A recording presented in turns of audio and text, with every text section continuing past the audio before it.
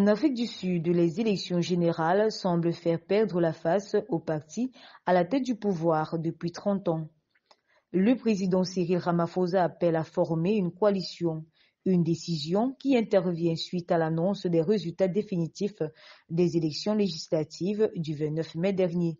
À cet effet, le président sud-africain invite les partis politiques à trouver un consensus pour former une coalition à l'Assemblée nationale.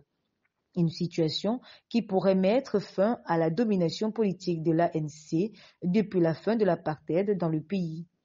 Les résultats définitifs des législatives publiés le dimanche 2 juin 2024 ont confirmé qu'aucun parti politique n'avait obtenu la majorité, d'où l'appel du chef de l'État à trouver un terrain d'entente entre les partis politiques et à surmonter tous leurs différends.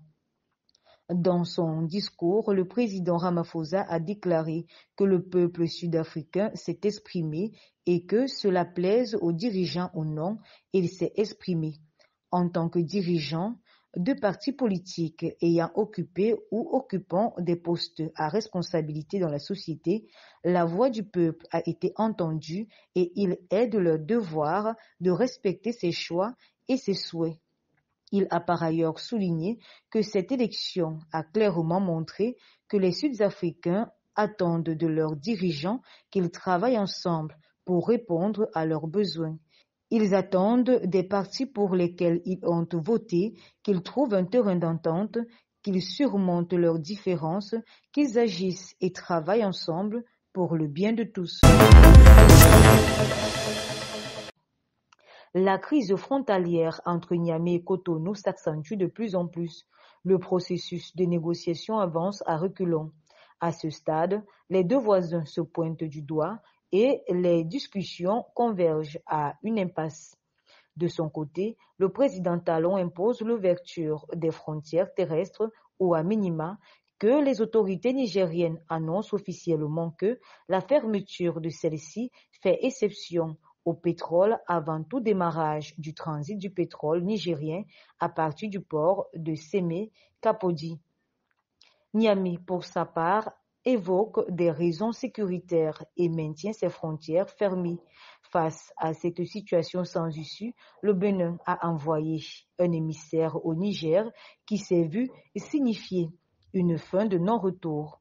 Sur la question, le premier ministre nigérien Ali Laman Zen a critiqué la démarche de Cotonou dont la police béninoise a été chargée de chasser ses représentants du port de Sémé-Kapodi. À cet effet, une réunion de médiation s'est tenue au Niger la semaine dernière à l'initiative de la société chinoise WAPCO. Mais aucun terrain d'entente ne semble se pointer à l'horizon pour l'instant. Le Caire a ouvert ses portes pour la 11e fois au Festival international des tambours et des arts traditionnels, un événement culturel d'envergure lancé dans un cadre historique qui a attiré près de 40 troupes folkloriques venues des 4 coins du monde. Durant une semaine, cette manifestation artistique promet de captiver le public. Cet événement rassemble donc les troupes palestiniennes ainsi que des représentants de plusieurs pays tels que le Japon, la Chine et l'Inde. Outre les participants internationaux, plus de 30 troupes venues de différentes régions d'Égypte ont également rejoint l'événement pour offrir une célébration de la diversité culturelle tant locale qu'internationale.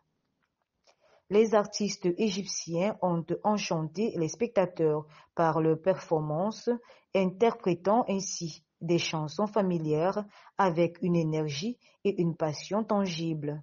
À l'origine, ce festival avait été lancé en 2009, visant ainsi à transmettre un message de paix à travers la musique spirituelle. Le choix des tambours comme élément central du festival revêt une signification symbolique profonde, soulignant leur origine historique liée aux conflits armés. Le fondateur du festival explique qu'il a voulu prendre un instrument autrefois associé à la guerre pour promouvoir l'art et la paix. Pour magnifier davantage cet événement, les performances se déroulent dans les sites historiques et culturels soigneusement choisis, ajoutant une dimension supplémentaire à cette célébration multiculturelle. Le Festival international des tambours et des arts traditionnels du Caire continue donc d'émerveiller et d'unir des spectateurs autour de la musique, de l'art et de la paix, incarnant ainsi la force et la diversité de la scène culturelle mondiale. Israël veut déraciner les derniers bataillons du Hamas dans la ville de Rafah. Le ministre israélien de la Défense s'est félicité hier dimanche du déroulement des opérations militaires menées par Tchalla dans cette ville palestinienne. Cette opération, dont la ville de Rafah est loin de faire l'unanimité sur la scène internationale. Selon le ministre israélien de la Défense Yoav Gallant, l'opération à Rafah progresse aussi bien en surface qu'en sous-sol. Les forces se battent avec une grande détermination et détruisent le tunnel qui relie la bande de Gaza à l'Égypte. Le chef de la défense israélienne affirme donc que cette opération vise à étrangler le Hamas et ne plus lui permettre de continuer à exister, car selon lui, le Hamas n'aura pas la capacité de se renforcer, de se consolider, ni même de s'armer. Les autorités israéliennes ont par ailleurs indiqué qu'ils préparent une alternative au Hamas dans la région. Une nouvelle administration est dans les tuyaux. L'idée a été mise sur la table dimanche 2 juin 2024 par le patron de la défense israélienne. Il faut noter que depuis le début de l'intervention de l'armée israélienne à Rafah, au moins 1 million de Palestiniens ont quitté cette ville face aux conditions de vie jugées apocalyptiques pour reprise. Il faut noter que depuis le début de l'intervention de l'armée israélienne à Rafah, au moins 1 million de Palestiniens ont quitté cette ville face aux conditions de vie jugées apocalyptiques par les Nations unies. Pour l'heure, Israël n'attache aucune importance aux appels en faveur d'un cessez-le-feu.